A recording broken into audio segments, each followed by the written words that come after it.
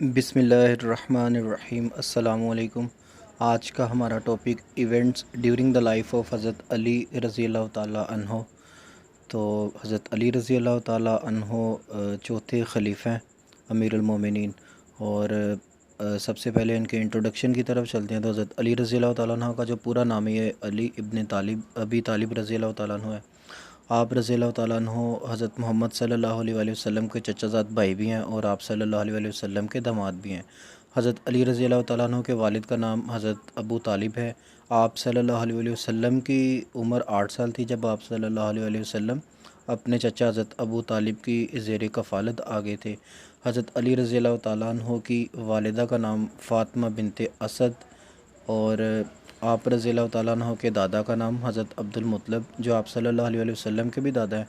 اور حضرت عبد المطلب کا جو اصل نام ہے وہ شیبہ ابن ہاشم تھا۔ حضرت علی رضی اللہ تعالیٰ عنہ اور آپ صلی اللہ علیہ وآلہ وسلم کے قبیلے کا نام بنو ہاشم ہے۔ حضرت علی رضی اللہ تعالیٰ عنہ کی دادی کا نام فاطمہ بنت عمر تھا۔ آپ رضی اللہ تعالیٰ عنہ 601 AD 13 ستمبر اور اسلامی مہینے کے مطابق 13 رجب کو 30 عام الفیل کو مکہ میں پیدا ہوئے۔ اور حضرت علی رضی اللہ تعالیٰ عنہ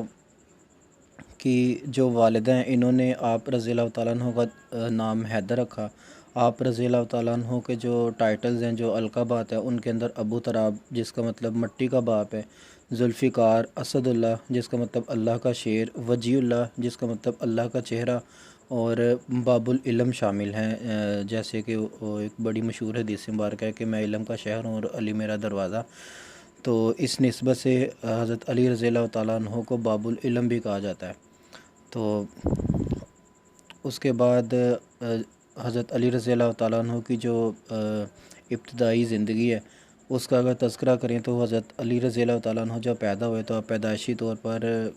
آپ کی جو ٹانگیں تھیں یہ کمزور تھیں، لیکن ذہنی طور پر حضرت علی رضی اللہ تعالیٰ عنہ بہت ہی زیادہ طاقتور اور حوصلہ مند انسان تھے۔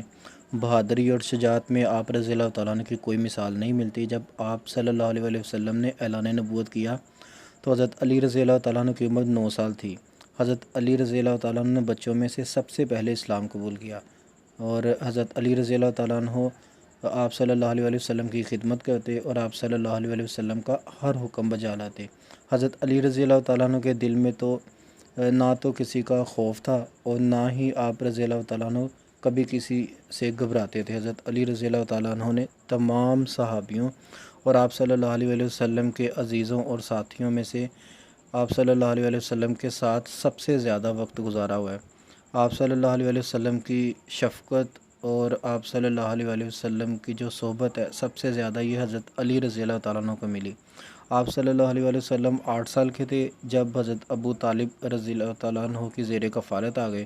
جب آپ صلی اللہ علیہ وآلہ وسلم کی عمر 25 سال ہوئی تو آپ صلی اللہ علیہ وآلہ وسلم حضرت خدیجہ کے ساتھ شادی کر کے تو حضرت ابو طالب کی اجازت سے انڈیپینڈنٹ ہو گئے۔ جب حضرت علی رضی اللہ تعالیٰ عنہ پیدا ہوئے تو حضرت ابو طالب کے جو مالی حالات تھے وہ بہت زیادہ اچھے نہیں تھے، تو اس لیے آپ صلی اللہ علیہ وآلہ وسلم نے حضرت علی کو بچپن ہی میں حضرت ابو طالب کی اجازت سے اپنے زیر شفقت، اپنے زیر کفالت لے لیا۔ اس طرح حضرت علی رضی اللہ تعالیٰ عنہ آپ صلی اللہ علیہ وآلہ وسلم کے زیر سایہ جوان ہوئے،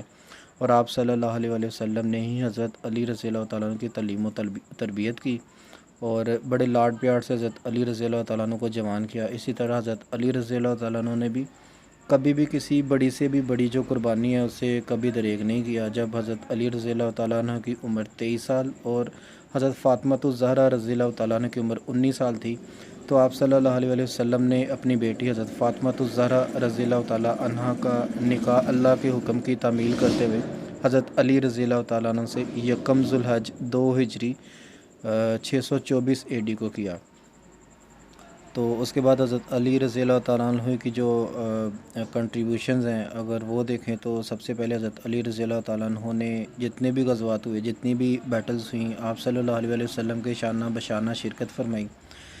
اور جب حضرت ابوبکر صدیق اور حضرت عمر فاروق رضی اللہ تعالیٰ عنہ جیسے وسیع تجربہ رکھنے والے جو لیڈرز ہیں یہ خیبر فتح ان سے نہ ہو سکا تو آپ صلی اللہ علیہ وآلہ وسلم نے 7 ہجری 628 AD میں یہ ذمہ داری حضرت علی رضی اللہ تعالیٰ عنہ کو سونپی۔ حضرت علی رضی اللہ تعالیٰ عنہ کی ذوالفقار نے دشمنوں کے پرخچے اڑا دیے اور 100 پہلوانوں کے برابر جانے جانے والا جو ایک پہلوان تھا جس کا نام مرحب تھا، اس کو ایک ہی وار میں واصل جہنم کر دیا۔ قلعہ قموس فتح کرنے کے بعد آپ رضی اللہ تعالیٰ عنہ کو اسد اللہ یعنی کہ اللہ کے شیر کا جو ٹائٹل ہے اس سے آپ رضی اللہ تعالیٰ عنہ کو نوازا گیا۔ تو 622 اے ڈی میں جب آپ صلی اللہ علیہ وسلم نے مدینہ کی طرف ہجرت کا فیصلہ کیا تو آپ صلی اللہ علیہ وسلم کے پاس مکہ کے لوگوں کی بہت ساری جو امانتیں تھیں یہ موجود تھیں، تو یہ بہت ہی زیادہ ضروری تھا کہ ان امانتوں کی حوالگی کی جو ذمہ داری ہے کسی ایسے شخص کی سپرد کی جائے جو بہت زیادہ ایماندار بھی ہو اور بہت زیادہ بہادر بھی ہو، کیونکہ ان دنوں میں جو کفار مکہ تھے انہوں نے آپ صلی اللہ علیہ وسلم کو قتل کرنے کا ارادہ کر لیا ہوا تھا۔ تو آپ صلی اللہ علیہ وسلم نے ایسے موقع پر یہ جو ذمہ داری ہے اس کو نبھانے کے لیے حضرت علی رضی اللہ تعالیٰ عنہ کا انتخاب کیا۔ حضرت علی رضی اللہ تعالیٰ عنہ فرماتے ہیں کہ اس رات میں سب سے پرسکون نیند سویا کیونکہ مجھے یقین تھا کہ اس رات کے بعد میں زندہ ضرور اٹھوں گا۔ تو اس کے بعد حضرت علی رضی اللہ تعالیٰ عنہ نے جو میثاق مدینہ جس کو چارٹر آف مدینہ کہتے ہیں یہ ڈرافٹ کیا، 1 ہجری کو چارٹر آف مدینہ ڈرافٹ کیا گیا تھا، اور اس کو first constitution of the world, return constitution of the world بھی کہا جاتا ہے۔ اور بعض لوگوں کے مطابق اس کے 57 آرٹیکلز تھے اور بعض کے مطابق اس کے 53 یا 56 کے لگ بھگ جو آرٹیکلز تھے وہ تھے۔ 6 ہجری میں جو ٹریٹی آف حدیبیہ ہوئی تھی جس کو فتح مبین کہا گیا قرآن پاک کے اندر، اس کی بھی جو ڈرافٹنگ تھی حضرت علی رضی اللہ تعالیٰ عنہ نے کی تھی۔ مواخات مدینہ کے وقت حضرت علی رضی اللہ تعالیٰ عنہ کو آپ صلی اللہ علیہ وسلم نے اپنا بھائی بنایا، جبکہ باقی سب مہاجرین اور جو انصار تھے وہ آپس میں بھائی بھائی بنے۔ اور جب حضرت ابوبکر صدیق رضی اللہ تعالیٰ عنہ خلیفہ بنے تو ذاتی مصروفیات کی وجہ سے حضرت علی رضی اللہ تعالیٰ عنہ کچھ دن تک حضرت ابوبکر صدیق کی بیعت نہ کر سکے۔ تو کچھ جو لوگ تھے انہوں نے اس بات کا فائدہ اٹھانا شروع کر دیا اور پروپیگنڈا کرنا شروع کر دیا، طرح طرح کی جو افواہیں ہیں وہ عام کرنا شروع کر دیں کہ حضرت علی رضی اللہ تعالیٰ عنہ نے حضرت ابوبکر صدیق رضی اللہ تعالیٰ عنہ کی بیعت نہیں کی۔ تو اتنے میں جو ابو سفیان ہے یہ حضرت علی رضی اللہ تعالیٰ عنہ کے پاس آتا ہے اور آ کے کہتا ہے کہ جو خلافت ہے وہ حق تو آپ کا ہے، کیونکہ آپ صلی اللہ علیہ وسلم کے بھائی بھی ہیں اور بنو ہاشم سے بھی ہیں، تو اس لیے جو خلافت ہے اس کے اوپر حق تو آپ کا ہے۔ اگر آپ کہیں تو میں پوری جو امت مسلمہ ہے اس کے خلاف صف آرا ہو کے تو جنگ لڑ سکتا ہوں، ایون کہ میں جو رومن امپائر ہے ان سے جو گھوڑ سوار ہیں وہ بھی منگوا سکتا ہوں۔ تو حضرت علی رضی اللہ تعالیٰ عنہ نے ابو سفیان کو جواب دیتے ہوئے فرمایا کہ اے ابو سفیان، تیری زبان پہ کلمہ تو آ گیا لیکن تیرے دل کے اندر ابھی تک اسلام نہیں اترا، جس کی وجہ سے تو ابھی بھی یہ چاہتا ہے کہ مسلمان آپس میں لڑ پڑیں اور جو خون ریزی ہے وہ ہو جائے۔ تو یہ ایک بڑا سینسٹیو موقع تھا، اور اس موقع پہ حضرت علی رضی اللہ تعالیٰ عنہ نے بڑی عقل مندی سے کام لیا اور فوری طور پہ جا کے تو حضرت ابوبکر صدیق رضی اللہ تعالیٰ عنہ کی بیعت کر لی۔ تو اس کے بعد اگر حضرت علی رضی اللہ تعالیٰ عنہ کی جو خلافت کا رجیم ہے اس کی طرف چلیں تو سب سے پہلے حضرت علی رضی اللہ تعالیٰ عنہ کی جو خلافت کا دور تھا یہ بہت ہی زیادہ مشکل اور ٹف حالات تھے۔ حضرت علی رضی اللہ تعالیٰ عنہ کو بہت زیادہ مشکلات کا سامنا تھا، اور یہاں پہ آپ نے یہ یاد رکھنا ہے کہ حضرت عثمان غنی رضی اللہ تعالیٰ عنہ کی شہادت کے 7ویں دن حضرت علی رضی اللہ تعالیٰ عنہ خلیفہ بنے، اور ان سے سب سے پہلی جو ڈیمانڈ ہوئی تھی وہ یہ تھی کہ حضرت عثمان کے جو قاتل ہیں ان سے قصاص لیا جائے۔ حضرت علی یہ چاہتے تھے کہ مجھے تھوڑا ٹائم دیا جائے کیونکہ لوگ کافی زیادہ مکس ہو گئے تھے۔ تو مثال کے طور پہ اگر 100 یا 200 لوگ پنجاب یونیورسٹی پر حملہ ور ہوتے ہیں تو انویسٹیگیشن کے لیے ٹائم تو درکار ہوگا، کیونکہ 2 لوگوں میں جو لڑائی ہے تو ان کو پکڑا جا سکتا ہے، لیکن اگر بہت سارے جو لوگ ہیں وہ اٹیک کر کے تو ایک انسان کو اگر مرڈر کر دیتے ہیں تو اس انسان کو پہلے پہچاننا پڑے گا نا، انویسٹیگیشن پوری کرنی پڑے گی، اس کے بعد ہی وہ جو بندہ ہے وہ سامنے آئے گا اور اس سے قصاص لیا جائے گا۔ تو اس لیے جو لوگ ہیں انہوں نے مطالبہ کر دیا کہ حضرت عثمان غنی رضی اللہ تعالیٰ عنہ کا جو قاتل ہیں ان کو فوری طور پر گرفتار کر کے تو ان سے قصاص لیا جائے۔ تو حضرت علی رضی اللہ تعالیٰ عنہ نے تھوڑا سا جو ٹائم ہے وہ ان سے مانگا، تو اتنے میں حضرت طلحہ رضی اللہ تعالیٰ عنہ اور حضرت زبیر رضی اللہ تعالیٰ عنہ یہ دونوں جو صحابہ کرام میں یہ عشرہ مبشرین میں آتے ہیں۔ آپ کو پتہ ہے کہ ایک تو جو چاروں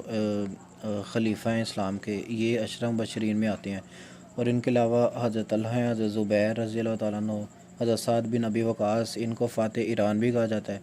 اور فاتح سیریا حضرت ابو عبیدہ بن الجراح، ان کو امین الامت بھی کہا جاتا ہے۔ ان کے علاوہ حضرت عبد الرحمن بن عوف اور حضرت سعید بن زید، یہ حضرت عمر رضی اللہ تعالیٰ عنہ کے بہنوئی تھے۔ یہ سارے جو صحابہ کرام ہیں یہ عشرہ مبشرین میں آتے ہیں۔ تو جب حضرت طلحہ اور حضرت زبیر یہ مکہ کی طرف روانہ ہو جاتے ہیں کہ ہمیں یہ جو اطلاع ہے یہ حضرت عائشہ صدیقہ رضی اللہ تعالیٰ عنہ اور جو باقی صحابہ کرام ہیں جو حج کی طرف روانہ ہوئے ہیں، مکہ کی طرف حج کے لیے روانہ ہوئے ہیں، ان سب تک یہ جو اطلاع ہے یہ پہنچانی چاہیے۔ تو حضرت طلحہ اور حضرت زبیر جو ہیں یہ مکہ کی طرف روانہ ہو جاتے ہیں۔ تو جب یہ مکہ کی طرف روانہ ہوتے ہیں تو حضرت عائشہ صدیقہ رضی اللہ تعالیٰ عنہ ڈائریکٹ مطلب مردوں کے ساتھ گفتگو نہیں فرمایا کرتی تھیں، اس لیے ان تک یہ جو خبر ہے یہ بڑی تاخیر سے پہنچی، کیونکہ جب حضرت عثمان غنی رضی اللہ تعالیٰ عنہ کو شہید کیا گیا تھا 17 ذی الحج کو، تو جتنے بھی مدینہ کے مسلمان تھے یہ سارے حج کے لیے مکہ میں گئے ہوئے تھے۔ تو جب حضرت عائشہ صدیقہ رضی اللہ تعالیٰ تک یہ خبر پہنچی تو اس وقت تک بہت زیادہ جو رد و بدل ہے وہ اس خبر کے اندر ہو چکا ہوا تھا۔ حضرت عائشہ تک یہ جو خبر ہے یہ غلط انداز میں پہنچائی گئی، یہ بتایا گیا کہ حضرت علی حضرت عثمان کے قاتلوں کو سزا نہیں دینا چاہتے، حالانکہ ایسا بالکل بھی نہیں تھا، اور حضرت عثمان کی شہادت کے پیچھے حضرت علی کا ہاتھ ہے، یہ جو تاثر ہے نا یہ حضرت عائشہ کے سامنے دیا گیا۔ جب حضرت عائشہ صدیقہ رضی اللہ تعالیٰ عنہ نے دریافت کیا کہ یہ خبر کس سے ملی ہے، تو حضرت طلحہ اور حضرت زبیر کا نام لیا گیا، چونکہ یہ دونوں عشرہ مبشرین میں آتے ہیں، تو اس لیے حضرت عائشہ کو بھی وقتی طور پہ ایسا ہی لگا کہ یہ حضرت علی نے کیا ہے، یا حضرت علی جو ہیں وہ واقعی میں قصاص نہیں لینا چاہ رہے ہیں، حالانکہ حضرت طلحہ اور حضرت زبیر رضی اللہ تعالیٰ عنہ نے صرف حضرت عثمان کی شہادت کی خبر دی تھی، کسی پر کوئی الزام نہیں لگایا تھا۔ تو حضرت عائشہ صدیقہ رضی اللہ تعالیٰ عنہ جو ہیں یہ فیصلہ کرتی ہیں کہ ہم حضرت عثمان غنی رضی اللہ تعالیٰ عنہ کا جو قصاص ہے یہ ہم ضرور لیں گے۔ تو اتنے میں وہ مکہ کے اندر جتنے بھی مسلمان ہوتے ہیں ان کی ایک فوج تیار کرتی ہیں۔ حضرت علی رضی اللہ تعالیٰ عنہ جو اپنا کیپٹل ہے یہ بدل لیتے ہیں، مطلب پہلے مدینہ کیپٹل تھا، تو حضرت علی رضی اللہ تعالیٰ عنہ نے جب دیکھا کہ حضرت عثمان کی شہادت کے بعد مدینہ کے جو حالات ہیں یہ سازگار نہیں رہے، لوگ آپس میں بٹے ہوئے ہیں، تو انہوں نے کوفہ کو کیپٹل بنا لیا تھا۔ حضرت عائشہ مکہ سے عراق کی طرف آنا شروع ہوئیں، اور حضرت علی رضی اللہ تعالیٰ عنہ مدینہ سے کوفہ کی طرف آ رہے تھے۔ تو دریائے دجلہ اور فرات جہاں ملتے ہیں وہاں آپ کو پتہ ہے کہ ایک دریا بنتا ہے جس کو شط العرب بولتے ہیں، یہ بصرہ کے مقام پہ یہ دریا دونوں آپس میں ملتے ہیں۔ جب حضرت عائشہ صدیقہ رضی اللہ تعالیٰ عنہ بصرہ پہنچی تو لوگوں نے حضرت علی کو اطلاع دی کہ حضرت علی رضی اللہ تعالیٰ عنہ نے لوگوں کو یہ حکم دیا کہ اسی جگہ پہ پڑاؤ ڈالتے ہیں، جب حضرت عائشہ آئیں تو ان کا استقبال کیا جا سکے، لیکن حضرت عائشہ اپنی فوج کے ساتھ آ رہی تھی۔ جیسے ہی حضرت علی کو پتہ چلا تو حضرت علی نے اپنی فوج کو بھی پوزیشن سنبھالنے کا حکم دیا۔ بصرہ کے مقام پر دونوں کی افواج آمنے سامنے آ گئیں، اسے جنگ جمل کہتے ہیں۔ جب دونوں لشکر آمنے سامنے آئے تو حضرت عائشہ صدیقہ رضی اللہ تعالیٰ عنہ نے پیغام بھجوایا کہ ہم حضرت عثمان غنی رضی اللہ تعالیٰ کا قصاص لینے آئے ہیں۔ تو حضرت علی رضی اللہ تعالیٰ عنہ نے جواب دیا کہ میں بھی حضرت عثمان غنی رضی اللہ تعالیٰ عنہ کا خون کا بدلہ لینا چاہتا ہوں، لیکن اس کے لیے آپ سے گزارش ہے کہ تھوڑا وقت دیں۔ تو حضرت عائشہ رضی اللہ تعالیٰ عنہ نے حضرت علی رضی اللہ تعالیٰ کی درخواست کو قبول کر لیا۔ اب جنگ کا ماحول تھا نہیں وہاں پہ، تو اتنے میں کچھ لوگ منافقین تھے، اس مطلب دونوں کی افواج کے اندر کچھ جو لوگ تھے یہ منافقین تھے، اور ہر حال میں یہ لوگ یہی چاہتے تھے کہ کسی بھی طرح یہ جو جنگ ہے نا یہ ہونی چاہیے۔ تو اب جنگ کا ماحول تھا نہیں، رات چونکہ بہت زیادہ ہو چکی تھی، اس لیے حضرت علی اور حضرت عائشہ صدیقہ رضی اللہ تعالیٰ عنہ کی جو افواج ہیں انہوں نے وہیں رکنے کا فیصلہ کیا، اور فیصلہ کیا کہ صبح ہوتے ہی دونوں اپنے اپنے راستوں کی طرف چل نکلیں گے۔ جو باغی لوگ تھے، جو خارجی تھے، انہوں نے سوچا کہ اگر حضرت علی نے اب انویسٹیگیشن کی تو ہم پکڑے جائیں گے،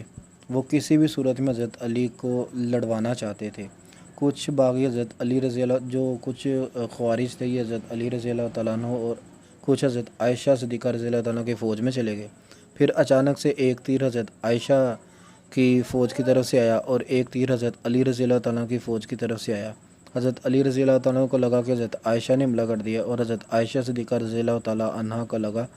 کہ حضرت علی رضی اللہ تعالیٰ عنہ نے حملہ کر دیا ہے۔ پھر جنگ شروع ہو گئی، اس میں بہت بڑے بڑے جو اکابر صحابہ کرام تھے وہ شہید ہو گئے۔ حضرت عائشہ ایک اونٹ کے اوپر سوار تھیں، اس لیے اس جنگ کو جنگ جمل کہا جاتا ہے۔ اس اونٹ کی ٹانگیں کاٹ دی گئیں کیونکہ حضرت علی رضی اللہ تعالیٰ نے حکم دیا تھا کہ حضرت عائشہ کو بحفاظت اونٹ سے اتارا جائے، تو اس لیے جو اونٹ ہے اس کی ٹانگیں کاٹ دی گئیں۔ حضرت عائشہ اونٹ سے گر گئیں، لوگوں کو لگا کہ حضرت عائشہ شہید ہو گئی ہیں، تو اس طرح جنگ کو روک دیا گیا۔ تو حضرت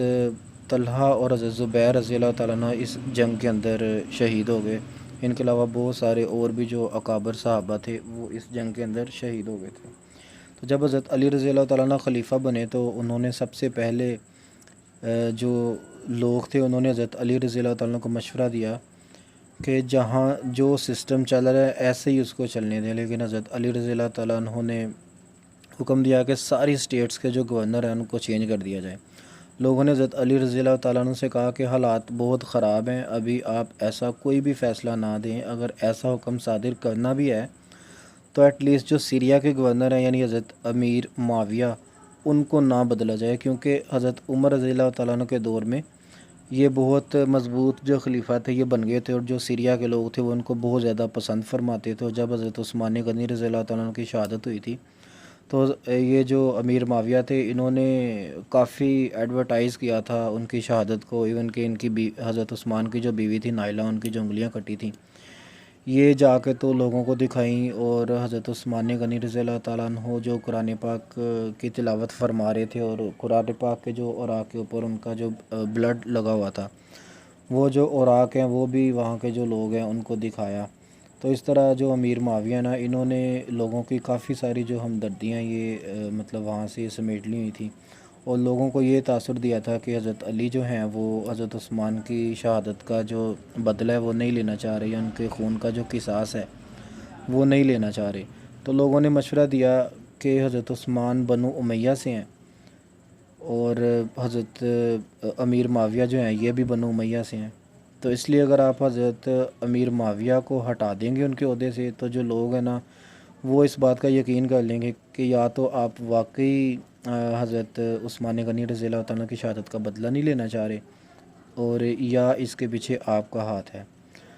تو انہوں نے یہ بھی کہا کہ حضرت علی سے لوگوں نے یہ بھی کہا کہ اگر آپ نے یہ حکم دے دیا اور امیر معاویہ نے یہ حکم نہ مانا یا اس نے یہ حکم ماننے سے انکار کر دیا تو خانہ جنگی شروع ہو جائے گی۔ لیکن حضرت علی رضی اللہ تعالیٰ عنہ نے لوگوں کا مشورہ ماننے سے انکار کر دیا۔ حضرت علی نے سہیل بن حبیب نام کا ایک بندہ تھا، اس کو گورنر بنا کے سیریا روانہ کر دیا۔ حضرت امیر معاویہ جو تھے یہ سیریا کے لوگوں میں بہت زیادہ مقبول تھے، اس لیے سیریا کے جو لوگ تھے انہوں نے سہیل بن حبیب کو گورنر ماننے سے انکار کر دیا۔ انہوں نے کہا کہ ہم امیر معاویہ کے علاوہ کسی کو گورنر نہیں مانتے، اور سہیل بن حبیب واپس آ گئے، اور امیر معاویہ نے حضرت علی کا حکم ماننے سے انکار کر دیا۔ چونکہ عراق اور سیریا ساتھ ساتھ ہیں، مرکز میں حضرت علی اور سیریا میں حضرت امیر معاویہ کی حکومت تھی۔ اب ظاہر سی بات ہے کہ دونوں میں سے ایک ہی حکومت میں رہ سکتا تھا، دو مخالف رولرز ایک اسٹیٹ میں نہیں رہ سکتے تھے۔ تو حضرت علی نے حکم دیا کہ امیر معاویہ کو معزول کر دیا جائے، تو امیر معاویہ نے انکار کر دیا۔ انہوں نے کہا جی نہیں، میں نے اپنا جو عہدہ ہے گورنرشپ کا یہ نہیں چھوڑنا۔ تو حضرت علی اور امیر معاویہ کے مابین ایک جنگ ہوئی جسے جنگ صفین کہا جاتا ہے۔ یہ 657 AD میں یہ جنگ ہوئی تھی، اور حضرت علی رضی اللہ تعالیٰ عنہ یہ جنگ جیت رہے تھے، لیکن حضرت علی کی فوج میں خارجی لوگ بھی تھے جو بہت زیادہ کنزرویٹو تھے۔ حضرت امیر معاویہ کی جو فوج تھی ان کے اندر ایک صحابی تھے جن کا نام عمر بن علاس تھا۔ ان کا آپ کو پہلے بھی بتایا تھا، آپ نے یاد رکھنا ہے کہ ان کو مائنڈ آف عرب بھی کہا جاتا تھا، ان کو فاتح مصر بھی کہا جاتا ہے۔ اور یہ عمر بن علاس وہی ہیں جن کو کفار مکہ نے جب مسلمانوں نے حبشہ کی طرف ہجرت کی تھی تو عمر بن علاس کو یہ ڈیوٹی دی گئی تھی کہ آپ جا کے تو جو مسلمان ہیں ان کو واپس لے کے آئیں۔ تو انہوں نے یہ جو عمر بن علاس تھے یہ بہت ہی زیادہ ذہین تھے، انہوں نے مشورہ دیا کہ قرآن کو نیزوں پہ اٹھا لیں تاکہ حضرت علی کی جو فوج ہے نا یہ حملہ روک دے۔ تو حضرت امیر معاویہ کی جو فوج ہے اس نے ایسے ہی کیا اور کہا کہ ہمارے درمیان قرآن فیصلہ کرے گا۔ حضرت علی نے کہا کہ جنگ کریں، ہم جنگ جیت چکے ہیں، لیکن حضرت علی کی فوج نے کہا کہ کوئی ثالث مقرر کرتے ہیں وہی فیصلہ کرے گا۔ حضرت امیر معاویہ کی طرف سے یہ جو عمر بن علاس ہے اس کو، اور حضرت علی رضی اللہ تعالیٰ عنہ کی طرف سے ابو موسیٰ اشعری کو مقرر کیا گیا کہ آپ ثالث کا کردار ادا کریں۔ تو جو حضرت ابو موسیٰ اشعری جو ہیں یہ بہت ہی سادہ اور معصوم صحابی تھے، سیاست کا ان کو بہت کم علم تھا، اور عمر بن علاس بہت ذہین تھا، ایون کہ اس کو مائنڈ آف عرب کہا جاتا تھا۔ ان دونوں نے کہا کہ حضرت علی اور حضرت امیر معاویہ دونوں کو عہدوں سے ہٹا دیتے ہیں اور عوام اپنا نیا خلیفہ یا جو نیا گورنر ہے وہ خود چن لے۔ تو حضرت ابو موسیٰ اشعری مان گئے۔ اگر ان کو سیاسی علم ہوتا تو یہ کہتے کہ ابو موسیٰ اشعری جو تھے یہ کوئی ڈپلومیٹک ٹائپ کے انسان نہیں تھے، مطلب ان کو جو پولیٹیکل ایشوز تھے ان کی اتنی زیادہ ہو نہیں تھی، تو اس لیے انہوں نے باہر آ کے تو اعلان کر دیا کہ میں حضرت علی رضی اللہ تعالیٰ عنہ کو ان کے عہدے سے برخاست کرتا ہوں۔ حالانکہ ایسا ہونا نہیں چاہیے تھا، بلکہ ان کو کنونس کرنا چاہیے تھا عمر بن علاس کو، ان کو کہنا چاہیے تھا کہ جو حضرت علی رضی اللہ تعالیٰ عنہ ہیں یہ تو مرکز کے رولر ہیں، جبکہ امیر معاویہ کے پاس صرف سیریا کی گورنرشپ ہے، لیکن انہوں نے کنونس کرنے کی کوشش نہیں کی، اور یہ بہت ہی زیادہ معصوم تھے، اور اپنی معصومیت کی وجہ سے یہ عمر بن علاس کی باتوں اور اس کی چالوں میں آ گئے۔ تو حضرت ابو موسیٰ اشعری نے باہر آ کے تو عوام کے سامنے اعلان کیا کہ میں حضرت علی رضی اللہ تعالیٰ عنہ کو ان کے عہدے سے برخاست کرتا ہوں۔ تو ساتھ ہی عمر بن علاس جو تھا اس نے عوام سے آ کے کہا کہ آپ نے سن لیا ابو موسیٰ اشعری کا فیصلہ، لہٰذا میں امیر معاویہ کو خلیفہ مقرر کرتا ہوں۔ تو اب دو خلیفہ ہو گئے، یعنی امیر معاویہ سیریا کا خلیفہ منتخب ہو گیا، اور حضرت علی رضی اللہ تعالیٰ عنہ کے پاس جو باقی اسلامک سٹیٹس تھیں وہ ان کے پاس برقرار رہیں۔ تو اس طرح جو اسلامک سٹیٹس تھیں یہ دو حصوں کے اندر ڈیوائیڈ ہو گئیں۔ تو پھر حضرت علی رضی اللہ تعالیٰ عنہ کی جو فوج ہے انہوں نے کہا کہ ہم جنگ لڑتے ہیں، لیکن حضرت علی رضی اللہ تعالیٰ عنہ نے کہا جب میں کہہ رہا تھا تب آپ لڑے نہیں، تو اب جنگ لڑنے کا کوئی فائدہ نہیں ہے۔ اس طرح پھر جو جنگ ہے اس کو ختم کر دیا گیا، اور حضرت علی رضی اللہ تعالیٰ عنہ عراق کی طرف واپس چل پڑے۔ تو لہٰذا یہاں پہ جو اسلامک سٹیٹس تھیں یہ دو نہیں بلکہ تین حصوں کے اندر ڈیوائیڈ ہو گئی۔ حضرت علی رضی اللہ تعالیٰ کی سلطنت الگ ہو گئی، امیر معاویہ کی الگ، جبکہ حضرت علی رضی اللہ تعالیٰ کی فوج کے اندر جو خوارج لوگ تھے ان کی تعداد تقریباً 15,000 تھی۔ تو یہ جو خوارج تھے یہ الگ ہو گئے۔ اب یہ خوارج جو لوگ تھے نا یہ لوگوں سے پوچھتے کہ حضرت علی اچھے خلیفہ ہیں یا امیر معاویہ، جو کہتا کہ حضرت علی اچھے خلیفہ ہیں اس کو بھی یہ مار دیتے، اور جو کہتا کہ امیر معاویہ اچھے خلیفہ ہیں اس کو بھی یہ لوگ جو تھے یہ مار دیتے تھے۔ تو یہ ان کو کہتے تھے کہ جو اسلامک سٹیٹ ہے نا اس کو اپنا نیا خلیفہ جو ہے نا وہ چوز کرنا چاہیے۔ یہ خوارج لوگ صرف حضرت ابوبکر صدیق اور حضرت عمر فاروق رضی اللہ تعالیٰ عنہ کو اچھا خلیفہ مانتے تھے، حضرت عثمان اور حضرت علی کو یہ لوگ اچھا خلیفہ نہیں مانتے تھے۔ انہوں نے بہت سارے صحابہ جو اکابر صحابہ کرام تھے ان کو شہید کر دیا۔ پھر حضرت علی نے ان کے ساتھ ایک جنگ لڑی جس کو جنگ نیروان کہتے ہیں، اور جنگ نیروان کا آپ نے یاد رکھنا ہے کہ یہ 659 AD میں یہ لڑی گئی تھی۔ اس کے اندر جو خوارج لوگ تھے ان کو تقریباً ان کی جڑوں کو کہہ لیں کہ بہت زیادہ کمزور کر دیا حضرت علی رضی اللہ تعالیٰ عنہ نے، اور یہ جو جنگ ہے یہ حضرت علی رضی اللہ تعالیٰ عنہ نے جیت لی تھی۔ لیکن جو کچھ جو خوارج تھے وہ بچ گئے، تو انہوں نے انتقام کی جو آگ ہے اس کو بجھانے کے لیے سوچا کہ حضرت علی، امیر معاویہ اور جو حضرت عمر بن علاس ہے ان کے اوپر حملہ کر کے تو ان کو شہید کر دیتے ہیں۔ تو انہوں نے کچھ جو خودکش حملہ ور ہیں نا یہ تیار کیے۔ خودکش سے مراد یہ ہے کہ ان کو پتہ تو چل گیا تھا کہ اگر ہمارے بندے پکڑے گئے تو ان کو بھی مار دیا جائے گا، تو اس سینس میں مطلب انہوں نے جو خودکش حملہ ور ہیں وہ انہوں نے تیار کیے، اور ان کو تیار کرنے کے بعد بیک وقت حضرت علی، امیر معاویہ اور حضرت عمر بن علاس کے اوپر حملہ کیا۔ تو جو امیر معاویہ تھے یہ زخمی ہوئے لیکن بچ گئے، اور جو عمر بن علاس ہے یہ نماز پڑھانے آئے نہیں تھے، اس دن یہ بیمار تھے، ان کی جگہ جو نماز پڑھا رہے تھے ان کو شہید کر دیا گیا۔ تو حضرت علی پر 19 رمضان اور 40 ہجری میں حملہ ہوا، یعنی یہ AD کے لحاظ سے اگر دیکھا جائے تو یہ 661 AD بن جاتی ہے۔ تو 19 رمضان کو ان کے اوپر حملہ ہوا، اور 21 رمضان 40 ہجری کو آپ رضی اللہ تعالیٰ عنہ شہادت کے مرتبے پہ فائز ہو گئے، اور حضرت علی رضی اللہ تعالیٰ عنہ کا جو مزار ہے یہ نجف جو کہ عراق کا علاقہ ہے، تو یہاں پہ حضرت علی رضی اللہ تعالیٰ عنہ کا مزار ہے۔